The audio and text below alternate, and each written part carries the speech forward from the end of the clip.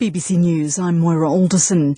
President Volodymyr Zelensky of Ukraine has ordered a general military mobilization as fighting against invading Russian forces continues on many fronts. Military reservists have been called up and men aged between 18 and 60 have been told they cannot leave the country. In a video message, President Zelensky said 137 Ukrainians had been killed on the first day of fighting. Thousands of Ukrainians have left their homes to try to find safety following the first day of intense fighting. In Kyiv, where an overnight curfew is in place, many have taken refuge in metro stations.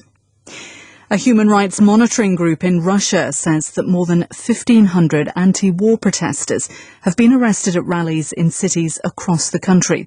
Our correspondent, Steve Rosenberg, is in Moscow. The Kremlin will have factored in sanctions. The Kremlin will know that America is not going to put boots on the ground.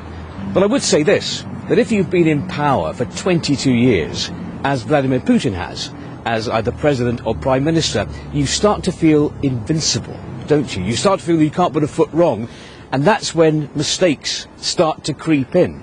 And just from speaking to people on the streets, witnessing the strength of feeling against this offensive, I wonder whether this Russian invasion of Ukraine will turn out to be Mr. Putin's fatal error. Steve Rosenberg with that report. President Biden has announced further sanctions on Russia, which he said went further than anything that had ever been done. The EU has also agreed a new package of sanctions targeting Russia's financial, energy and transport sectors.